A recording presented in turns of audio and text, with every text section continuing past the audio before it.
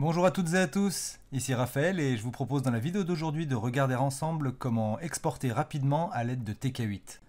C'est une bonne occasion pour moi de vous parler du module NetTWeb qui est devenu très puissant, mais qui n'est pourtant pas toujours très bien connu des utilisateurs.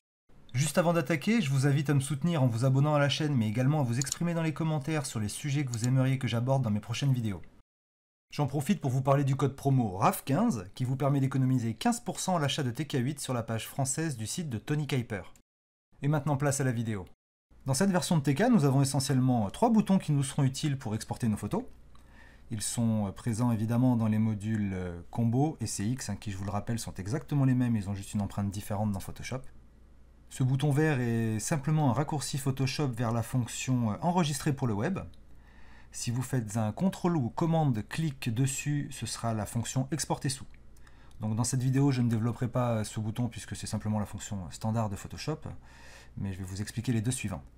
Le bouton de type Copyright juste à gauche de ce bouton vert nous permettra d'ouvrir l'interface d'insertion de filigrane ou de logo, comme vous voulez, dans l'image. Et si vous faites un CTRL ou un commande-clic dessus, il permettra d'exécuter automatiquement les paramètres enregistrés dans cette interface. Nous aurons ensuite ce bouton triangle juste à gauche de ce bouton de type Copyright qui nous permet d'ouvrir le sous-module de NetTWeb. C'est ce sous-module qui nous occupera probablement le plus aujourd'hui puisque c'est celui qui comporte le plus de fonctions.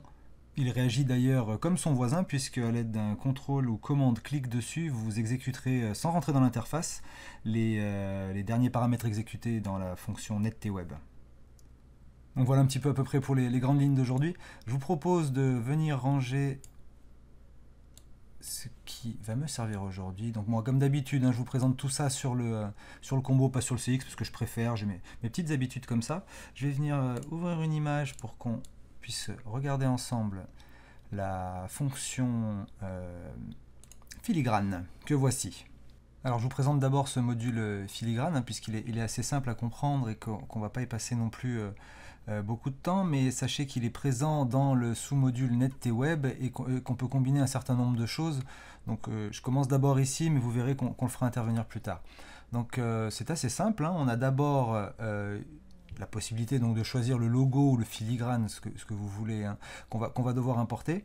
Gardez en tête qu'en fonction de la taille de votre image finale et de la taille de ce filigrane dans l'image, il faudra quand même avoir donc un logo ou un filigrane de dimension suffisante.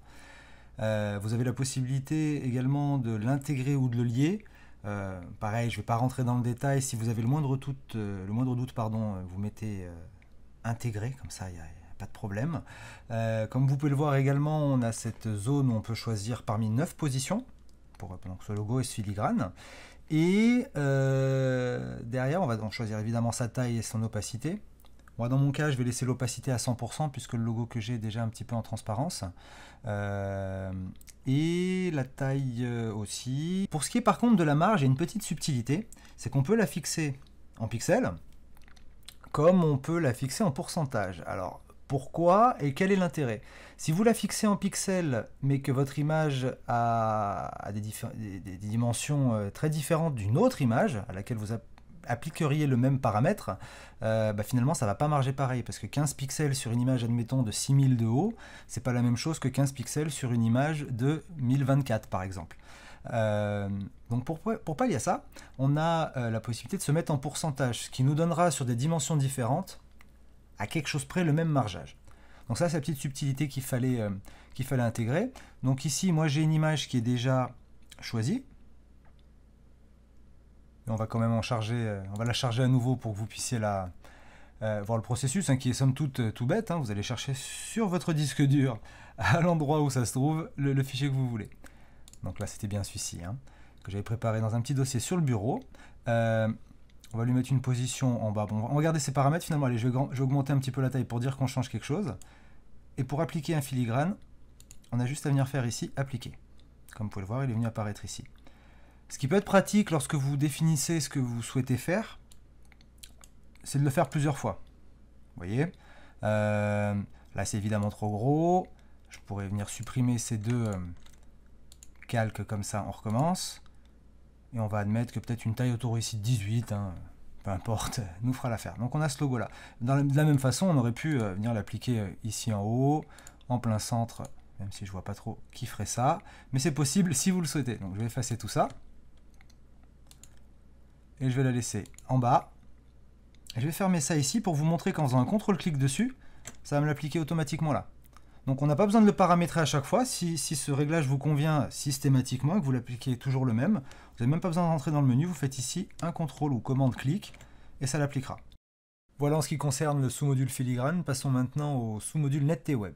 Cette fonction apparue lors de la sortie de TK-Panel version 4 est très plébiscitée depuis, puisque très pratique. Elle sert en fait à redimensionner votre image et lui apporter un petit peu de netteté pour ensuite l'exporter. Il se trouve que dans cette version 8, elle a été très grandement améliorée et propose désormais beaucoup plus de fonctions. Regardons ça ensemble. Nous avons pour commencer cette première case doc ouvert qui indiquera à NetTWeb de traiter tous les documents ouverts dans Photoshop. La ligne du dessous sera deux champs en pixels respectivement pour la hauteur et la largeur, donc de l'image de sortie évidemment. Encore au-dessous, nous avons le pourcentage d'opacité du calque de netteté. Nous avons à côté la résolution de l'image de sortie. Juste en dessous, préfixes et suffixes qui peuvent nous servir à mettre quelques caractères devant le nom de fichier. On peut aussi renommer le fichier. Il sera par défaut enregistré avec le nom du document en cours, mais si on décide d'utiliser un autre nom, on peut le renommer ici. En dessous, une nouvelle case à cocher netteté qui, elle, désactivera le masque de fusion qui est appliqué sur le calque de netteté. Je vous montrerai ça tout à l'heure. Encore une case à cocher action qui va nous permettre d'appliquer une action que l'on aurait dans notre panneau action évidemment, plus la petite roue crantée à côté qui permet de la définir. La case sRGB en dessous à cocher permet de de convertir en profil de couleur sRGB. Passons à la colonne de droite et à cette case filigrane qui nous permettra donc d'intégrer un filigrane et sa roue crantée qui nous permet d'aller vers l'interface que je vous ai présentée juste avant. Sur la ligne du dessous, nous avons donc les pré-réglages qui vont s'avérer extrêmement pratiques. La case à cocher enregistrement auto qui nous permettra de faire un enregistrement automatique, comme son nom l'indique, du document, mais aussi la ligne en dessous qui permettra de définir sa qualité. Et encore en dessous, petit bouton qui va nous permettre de définir le dossier de destination. Juste en dessous, nous avons fermer auto qui nous permettra de fermer automatiquement le fichier d'export après l'avoir enregistré. Il fonctionne uniquement dans le cas de enregistrer auto. Pour terminer, il nous reste 4 boutons. Le bouton jaune permet d'enregistrer les paramètres actuels de NetTWeb sans les appliquer, et les 3 autres permettent de les appliquer, mais de façon différente. Le bouton vertical permet de l'appliquer en fonction de la hauteur, donc définie dans le champ de la colonne de gauche, horizontal en fonction de la largeur, et adapté en fonction des deux champs, hauteur et largeur. Notez également qu'en utilisant le bouton vertical, horizontal ou le bouton adapté, vous enregistrez les paramètres du module. Bien, alors j'ai essayé de condenser ça sur 2 minutes, histoire que vous ayez vraiment un petit manuel du panneau NetTWeb, mais maintenant on va essayer de mettre un petit peu tout ça en application. Je vous propose du coup de partir sur un premier exemple d'utilisation. Donc je vais commencer par venir ici supprimer cette signature. On va retourner dans le module NetTWeb. J'ai déjà ici, et ils me conviennent, je vais garder ici ces deux valeurs à 2048, donc toujours en pixels, ce qui fait que lorsque je vais venir ici cliquer sur adapter, donc pour faire ce redimensionnement à l'aide de NetTWeb, que je sois en paysage ou en portrait, j'aurai toujours le grand côté à 2048, c'est un usage que j'utilise pas mal. Donc je vais prendre ici 2048 pour ces deux, je vais laisser l'OPA ici à 50, l'opacité donc du calque de netteté que je vais vous montrer tout de suite. Sachez que plus vous faites des images petites, moins il faut monter cette OPA en général, et à l'inverse, plus elles sont grandes, plus vous pourrez vous permettre de monter. Donc ça sera à vous de décider ce que vous souhaitez ou pas. J'en étais où? Donc oui, 50% ici. Je vais bien sortir en JPEG 10, mais je vous fais quand même un petit tour de tout ce qu'on peut sortir. Donc PSD, du TIFF, PNG, et puis après les 10 qualités de JPEG. On va même jusqu'à 12, mais généralement pour du web on sort à 10 ou 8, mais bon, moi je vais rester sur 10. On va bien sûr passer ça en sRGB, et tiens, je vais venir cocher mon petit filigrane qu'on avait défini avant, et on va venir faire ici adapter. Donc il me fait toute la soupe. Je viens ramener ça à taille écran, vraiment un petit peu moins, qu'on se rende compte de ce qu'il a fait. Donc il est bienvenu ici me mettre cette signature. On a ce calque, pour le coup je vais rezoomer, hop, à 100. Ce calque ici de TK Web Sharpening qui vient faire ici le boulot de netteté ainsi tant apprécié, je veux dire. Voilà. Et je vais vous montrer autre chose. Je vais laisser celui-là ouvert. Je reviens donc ici dans NetTWeb. Je vais cocher netteté++, dont je vous ai parlé tout à l'heure. Je vais cocher netteté++. et vous montrer ce que ça donne et comparer avec l'autre. Toujours adapter, voilà.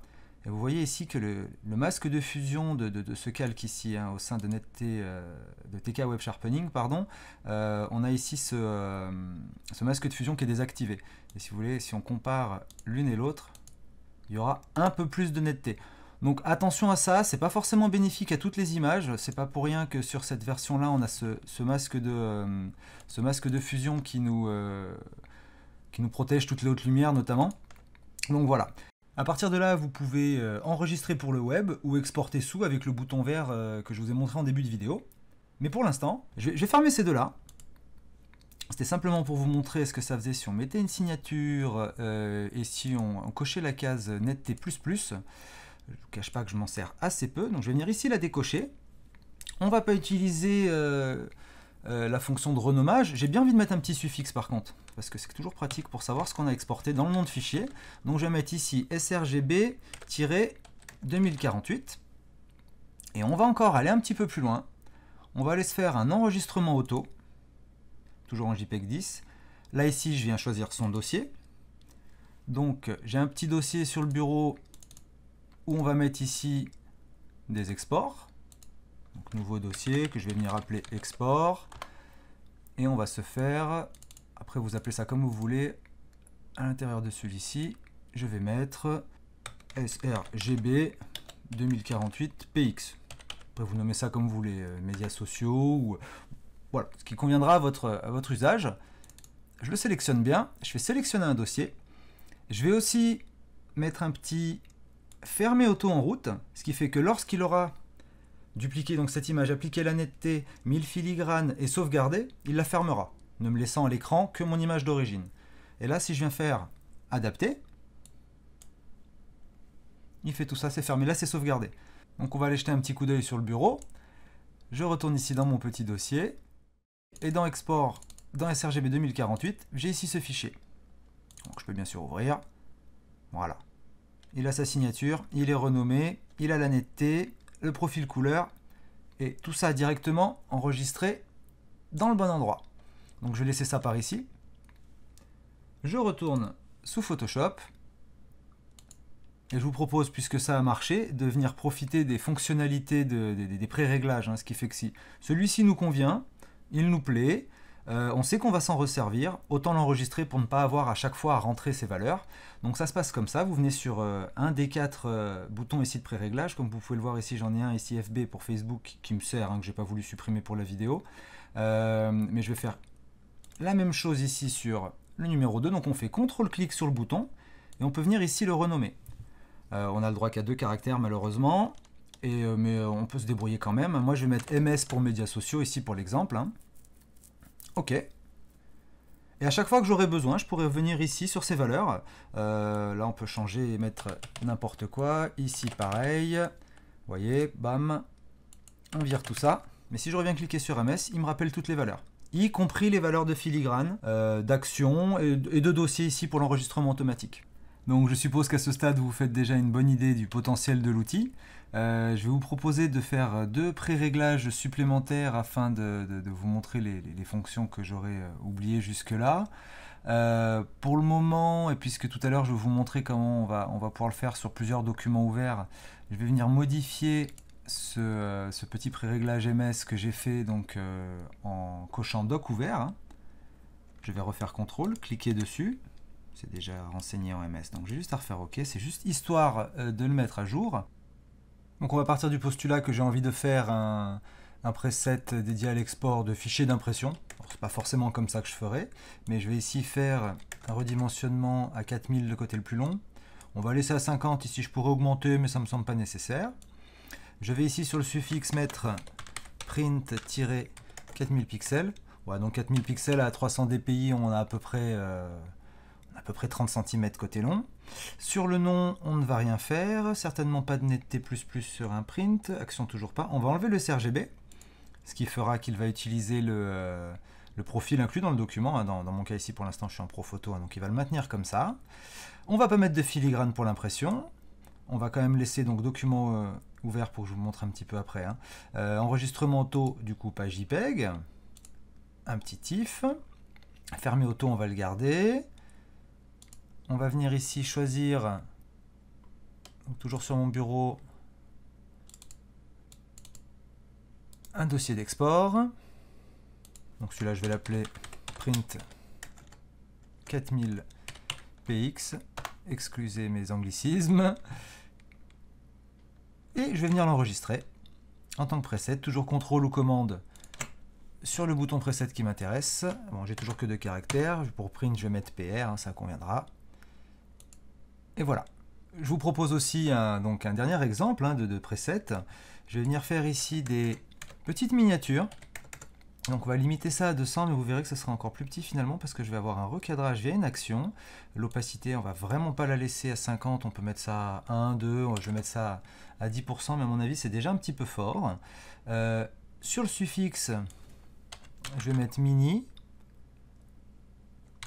miniature, allez.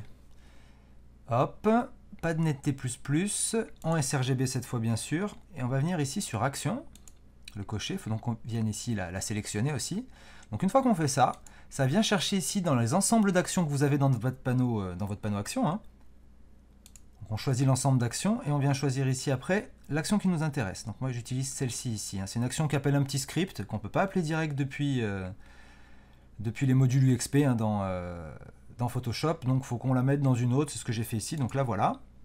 Donc ça va juste recadrer en carré, donc 1 pour 1. Centré, hein, sans choisir le recadrage. Hein, c'est vraiment quelque chose d'automatique, juste pour faire des petites vignettes qui peuvent servir sur une facture, un devis, un listing de photos à proposer ou pour de l'affichage, voilà, en petite vignette carrée. C'est surtout pour vous montrer ici le fait d'inclure une action. Est-ce que je vais mettre un filigrane? Non, on s'en fiche. Enregistrement auto toujours. JPEG, on va venir chercher du JPEG 10. On va venir sauvegarder ça dans un dossier qu'on vient ici créer. Alors, on est toujours dans l'export. On va appeler ça miniature. Hop, je le sélectionne bien. Et je crois que c'est à peu près tout. Donc, vous voyez, il nous affiche bien ici l'action qui est sélectionnée, de la même façon que le dossier ici en question. Et je vais venir ici enregistrer mon petit pré-réglage. Donc, sur miniature, je vais mettre, allez, va pour MI. Et voilà, je viens de me faire un 3e preset assez rapidement. Donc là, vous voyez, je peux passer d'un preset à l'autre et changer tout un tas de réglages vraiment en un clic. C'est super pratique. Maintenant que j'ai mis ces 3 presets d'exemple en place, je vais venir chercher 2 images de plus que je vais venir ouvrir ici dans Photoshop. Donc la première, on l'a déjà vue. Là, j'ai une autre photo avec un bout de lac. Et ici, un joli méandre. Donc je vais laisser ces photos ici à l'image. Hein. Et puis je vais essayer de vous montrer comment on exporte ça super vite dans les presets qu'on a fait. Donc si vous vous souvenez, j'avais fait un petit médias sociaux, mais qui cette fois est bien avec document ouvert de cocher. Si je fais adapter, il va m'exporter ces 3 images. 1, 2, et voici la 3e. Normalement tout est dans le bon dossier, mais on va vérifier ça tout de suite. Si je veux me les envoyer pour l'export à l'impression, même chose, je viens me prendre mon petit preset print, le même clic. C'est peut-être à peine plus long parce que c'est du TIFF et encore je suis même pas sûr. Voilà, c'est déjà fini. Et puis si je veux mettre ça dans un devis ou comme je vous disais n'importe quel cas de figure où j'ai besoin de petites vignettes, je viens ici sur vignette et je fais adapter aussi. Et cette fois, si je minimise Photoshop et que je retourne dans le petit dossier ici, qui du coup est là, mais c'est pas grave, je vous le rapporte, export. Donc normalement, j'ai mes 3 miniatures ici. Donc, je peux vous les ouvrir, mais ça ne fera pas bien gros. Hein. C'est des petites miniatures, comme vous le voyez, elles sont bien passées en carré. C'est ce qu'a fait ma petite action que j'ai inclus. On a ici les 3 TIFF. Voilà, c'est bien du TIFF, hein. 265 mégaoctets, on est bien sur du TIFF. Et dans la partie médias sociaux, sRGB 2048, les 3 sont là. Exporter, signature, et tout ça en 2 ou 3 clics. Une fois que je vous ai montré ça, je pense avoir fait le tour du panneau. Il me reste juste à vous montrer comment supprimer un preset hein, qu'on aurait fait. Donc c'est très simple, vous venez sur une de ces 4 cases et vous faites un petit clic droit. Ce qui vous libère cet emplacement de pré-réglage pour un autre éventuellement. Voici qui clôt la vidéo d'aujourd'hui qui se voulait par définition bien moins créative que d'habitude, mais j'espère qu'elle vous aura quand même plu. Je vous cache pas que j'ai été, avant la sortie de TK8, très actif auprès de Tony Kuiper sur le développement, hein, sur les suggestions que je pouvais apporter au module NetTWeb. J'ai beaucoup contribué, il m'est très utile aujourd'hui et j'espère qu'il en sera de même pour vous. Si vous regardez cette vidéo sur YouTube, n'hésitez surtout pas à vous abonner à la chaîne. Vous pouvez également me suivre via les médias sociaux que j'affiche à l'écran. Et avant de partir, je vous laisse comme d'habitude sur ces quelques mots de Tony Kuiper. Meilleurs vœux de belle lumière.